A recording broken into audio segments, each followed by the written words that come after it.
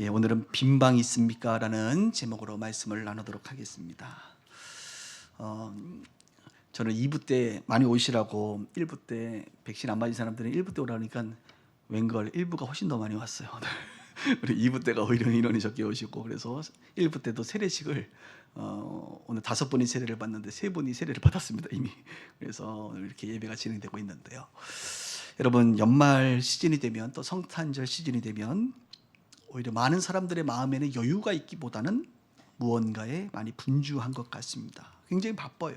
아마도 한 해를 마무리하는 그런 시즌이다 보니까 또 결산을 해야 되지 않을까, 이런 생각들 때문에 분주한 것 같습니다. 저는 오늘 성탄절 예배를 준비하면서 이 연말에 우리에게 필요한 것이 있다면 그것은 빈 방을 마련하는 것이다. 여러분들에게 빈 방이 있는지 묻고 싶습니다. 진정으로 성탄의 의미를 생각해 볼 수 있는 생각의 빈방, 예수님을 마음속으로 깊이 영접할 만한 마음의 빈방, 우리 예수 구주의 탄생을 내 영혼이 정말로 기뻐 찬양할 수 있는 영혼의 빈방이 있는지 말입니다. 성경에 보면 역시 우리처럼 연말이 되어 많이 분주한 사람들이 있었습니다. 그 사람들 또한 빈방을 준비한 사람이 있었고, 또한 빈방을 준비하지 못한 사람들이 있었던 것 같아요. 저는 성경을 보면서 오늘은 복잡하지 않고 딱 2가지, 빈방을 준비하지 못한 사람들과 빈방을 준비했던 사람들에 대한 이야기로 짧은 설교를 하려고 합니다. 먼저는 빈방이 준비되지 못했던 사람, 대표적으로 여관 주인입니다. 여관 주인, 가이사 아구스토가 칙령을 내렸지요. 천하로 다 호적하라. 그래서 자신들의 고향으로 돌아가 인구조사, 호적을 하게 됩니다. 예수님을 임신한 마리아와 그의 남편 요셉도 갈릴리 나사렛을 떠나 유대 베들레헴으로 호적을 하러 갑니다. 그런데 마침 우리가 아는 것처럼 그때가 예수님이 해산하시는 그런 날이 찬 것이죠.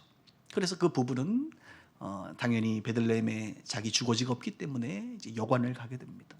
우리로 얘기하면 이제 숙소, 호텔 같은 데를 갔겠죠. 그런데 웬걸 빈 방이 없는 것입니다. 그래서 여관, 여러분, 그 마국간에서, 그 당시에는 말을 탔던 사람들 짐승을 타고 다녔기 때문에 주차장이 필요하지 않았겠습니까? 그것이 마국간이었어요. 그 마국간에 예수님께서 태어나시게 됩니다. 오늘 우리가 읽은 성경 본문에 보니까 첫 아들을 낳아 강포에 쌓아서 구유에 누였으니 이는 여관에 어떻게 있을 곳이 없다. 여관에 빈 방이 없었기 때문에 우리 예수님은 마국간에서 태어날 수밖에 없었습니다. 여관 주인이 예수님을 제대로 알아봤다고 한다면 참으로 빈 방을 마련할 수 있었을 텐데, 예수님을 알아보지 못했기 때문에 빈 방을 마련하지 않았겠지요. 빈 방이 없어서 마련하지 않았을까? 꼭 그런 것만도 아닌 것 같아요. 만실이었을까 과연 정말? 아마 예수님의 부모님들을 보면서 빈 방이 있어도 없다 말하지 않았을까, 이런 생각을 하게 됩니다. 누추하게 저 나사렛 촌동네에서 온 왠지 젊은 부부가 또 임신해서 이제 곧 해산할 것 같은데 우리 여관에 이런 사람들 드리기에는 부담스럽다. 그리고 오늘같이 이제 연말 성수기 아닙니까? 특별한 성수기예요. 지금 이 여관은 정말로 이 가이사에게 고마워해요. 호적하라 하는 바람에 전국에서 다 이제 이곳에 본적을 준 사람들이 다 오게 되는 것 아닙니까? 특별한 성수기죠. 그때나 지금이나 특수를 노리는 사람들이 있습니다. 지금 코로나 시즌에도 특수를 누리는 사람들 있잖아요. 비대면 비즈니스를 하는 사람들이라든지, 특별히 이 제약회사들 중에 여러분 백신을 만들어내는 회사들은 정말 특수를 노릴 거예요. 아마 그들은 이 코로나가 영원히 지속되기를 원할 것 같아요. 안 그럴까요? 저는 이런 합리적이라기보다는 엉뚱한 좀 부정적인 생각을 잠깐 해보았습니다. 과연 치료제를 못 만들어서 안 만드는 것일까? 아니면 백신을 더 많이 보급하고 나서야 만드는 것일까? 그죠? 내가 화이자 회장님이라고 한다면 주변 제약사들 봐가면서 담합하지 않아도 왠지 우리 백신 좀 더 팔아야 되지 않겠어? 그러면서 치료제를 다 만들어 놔도 왠지 공개 안 할 것 같아요. 그리고 치료제도 100% 치료되는 거 말고 일부러 한 50% 치료되는 거 한번 내놨다가 다 쓰고 나면 우리가 또 좋은 거 만들었습니다 해서 한 70% 내놨다가 100% 내놓지 않을까, 이런 생각도, 제가 이렇게 안 좋은 생각을 하죠. 저만 그런가요, 여러분? 그런 생각을 잠깐 해봤어요. 사람들은 어떻게 보면 자신이 중요하게 생각하는 가치 때문에 가장 인간적이고 본질적인 가치를 놓칠 때가 많습니다. 오늘 이 여관 주인도 제가 봤을 때는 아마 빈방이 있었을 수도 있지만 빈방이 없다. 우리에겐 방이 없다. 오늘은 특별 프리미엄을 받아서 팔아야 되는 날이기 때문에 당신 같은 사람들에게 빈방을 줄 수는 없다. 이렇게 말한 것이 아니겠습니까? 예수님을 품을 만한 빈방이 그에게는 전혀 없었던 것이죠. 예전에도 한번 언급했지만 하버드 대학을 졸업하시고 프린스턴에서 신대원을 마치신 제임스 몽고베리 보이스 목사님이 책에서 이런 표현을 썼습니다. 이 여관 주인은 지극히 현실주의자이며 물질 만능주의의 표본인 현대인을 말한다. 상징한다. 당시의 혼잡함 속에서 어떤 여관 주인은 역사상 가장 중요한 순간을 놓치고 말았다. 이렇게 말했어요. 가장 중요한 순간, 가장 중요한 분, 예수님. 가장 중요한 순간, 가장 중요한 분을 위해 가장 중요한 빈방을 만들지 못했던 그 사람, 바로 여관 주인이었습니다. 이처럼 빈방을 만들어내지 못했던 또 다른 사람들이 성경에 등장하지요. 예수님의 탄생과 연관돼서 종교 지도자들. 그들은 예수님께서 나실 것도 알았고 베들레헴에서, 예루살렘에서 나실 것도 그들은 구약 성경을 통하여 예언적으로 알고 있었습니다. 그리고 때가 이때임도 아마 직감적으로 보고를 받았을 거예요. 그러나 그들은 예수님을 찾아가지 않습니다. 예수님을 모실 만한 마음의 빈 방을 만들어 놓지 못했습니다. 왜냐하면 그들은 말로는 메시아를 갈망하지만 실제 예수님이 오시는 것에 별 관심이 없었습니다. 그들은 부족함이 없었습니다. 이 땅의 삶이 넉넉했어요. 그들은 마음이 가난하지가 않았어요. 그들은 부유했습니다. 자기 입술로는 메시아를 갈망한다고, 메시아가 오기를 갈망한다고 설교하면서 그들은 부유하게 풍요롭게 그렇게 살았습니다. 메시아를 방문하지도 않았고 메시아를 위하여 빈방을 마련하지도 않은 사람들, 바로 종교 지도자들이었습니다. 또 헤롯 왕도 있죠. 헤롯 왕. 동방 박사들로부터 메시아의 나심을 들었지만 그는 권력의 집착 속에 메시아를 오히려 죽이려고 했습니다. 빈방을 고사하고 방문하지도 않을 뿐만 아니라 오히려 이 예수를 죽이려고 했고, 이 사건이 세상에 알려지지 않기를 원했던 사람이 바로 헤롯이었습니다. 이들의 공통점은 무엇입니까? 예수님을 영접할 만한 마음의 빈방이 없었습니다. 무엇 때문에요? 그들이 추구하는 세상의 가치 때문에 그렇습니다. 세상의 가치. 무엇을 먹을까? 무엇을 입을까? 무엇을 마실까? 어떻게 하면 좀 더 평안할까? 어떻게 하면 내가 가지고 있는 이 권력을 더 오랫동안 누릴 수 있을까? 내가 가지고 있는 이 자리를 어떻게 하면 더 안전하게 지킬 수 있을까? 이런 사람들은 영혼의 구원, 하나님의 나라의 가치를 두지 않기 때문에 온통 세상적인 가치 속에서 예수님을 맞이할 만한 빈방을 마련하지 못하는 것입니다. 메시아 구원자를 갈망하고 모실 만한 빈방이 그들에게는 없었던 것입니다. 저는요, 설교를 준비하면서 그 당시에만 그런 것이 아니라 지금도 마찬가지라고 생각해요. 이 시대에도 지극히 현실주의자인 사람들이 너무나도 많아요. 여관 주인 같은 사람. 아마도 제가요, 주님의 은혜로 예수를 믿지 않았다고 한다면 저는 너무나도 현실주의자였을 것 같아요. 이 여관 주인이 바로 나 같은 사람이 아닌가, 이런 생각을 하게 됩니다. 다행히 주님의 은혜로 작은 빈방을 만들 만한 여유가 생겨서 감사할 뿐이죠. 물질 세계에 매몰된 인생들입니다. 영혼의 안식, 영혼의 구원을 위하여 작은 빈방을 내어놓을 수 없는 사람들입니다.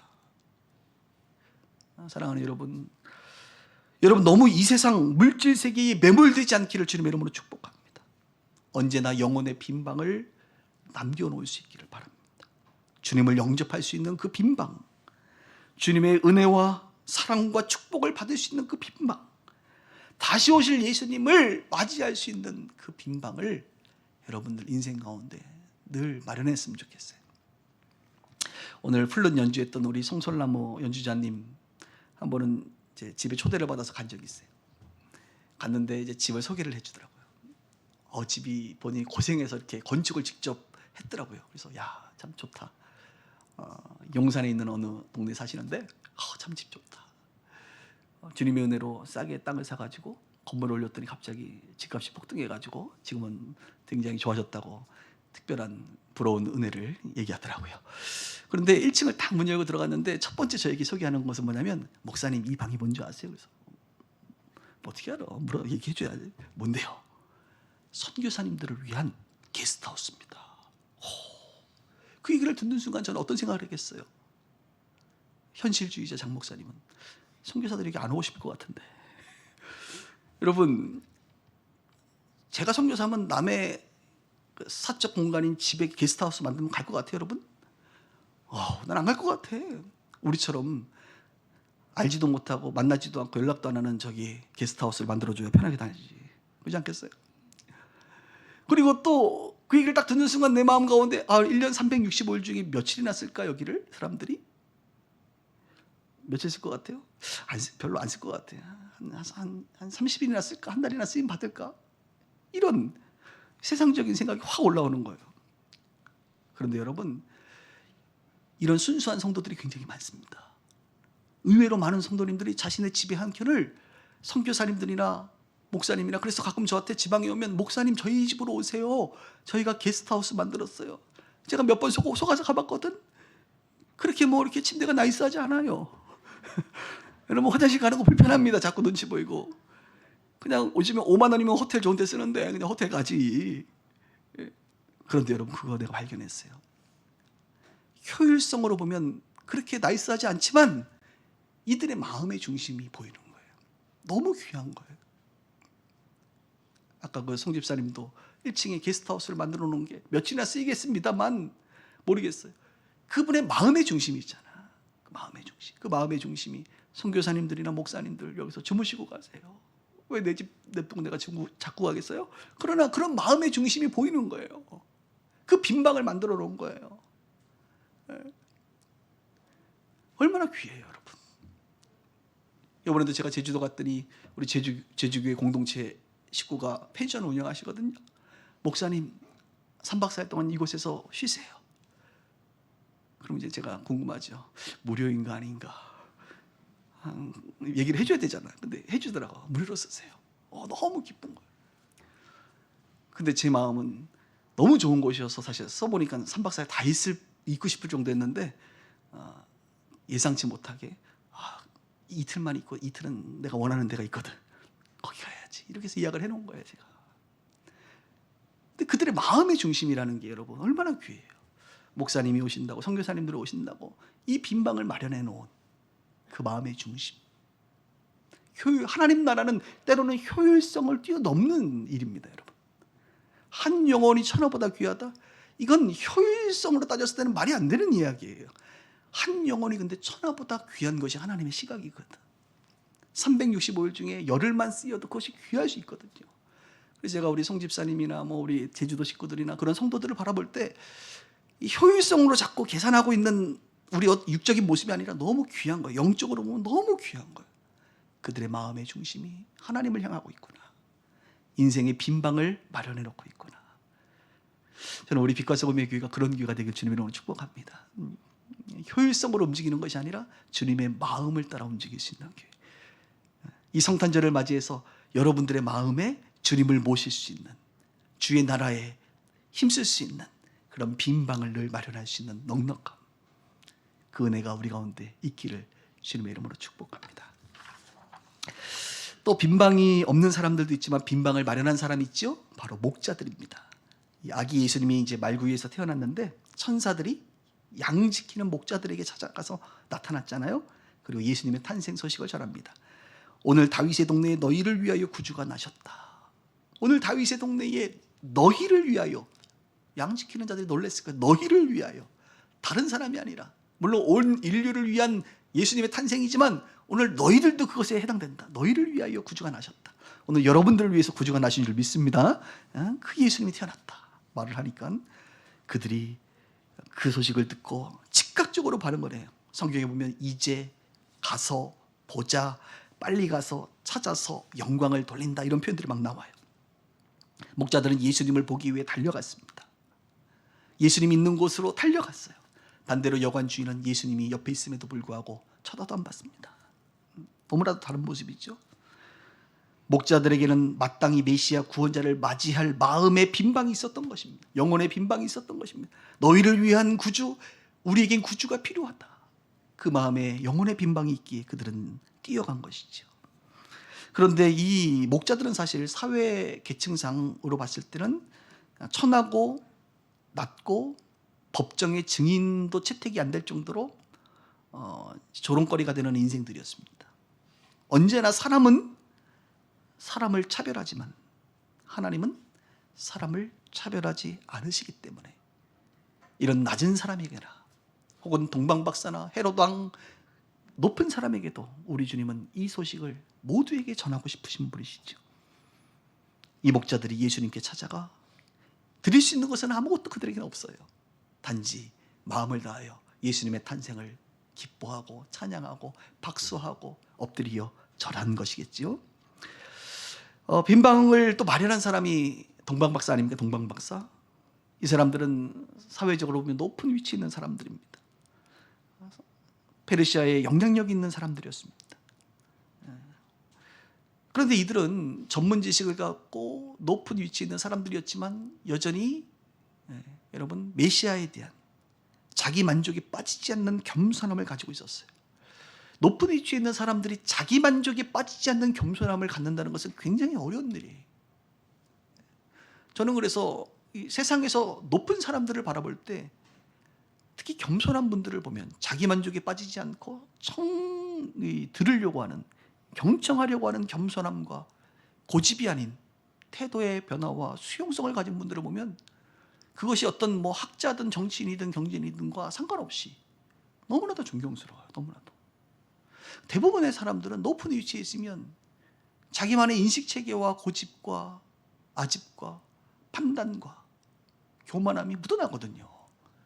그런데 이 동방박사들은 별이 뭐라고 자신들의 전문 지식으로 메시아를 발견하는 그 길을 향해서 구도자적인 삶을 산다 이겁니다. 여러분, 저는 이렇게 믿습니다. 하나님이 창조한 세계를 그것이 의학이든 과학이든 신학이든 경제 분야든 IT든 깊이 파면 팔수록 인간의 한계에 도달하고 결국 하나님의 섭리, 하나님의 위대하심을 저는 발견할 수 있을 거라고 생각해요.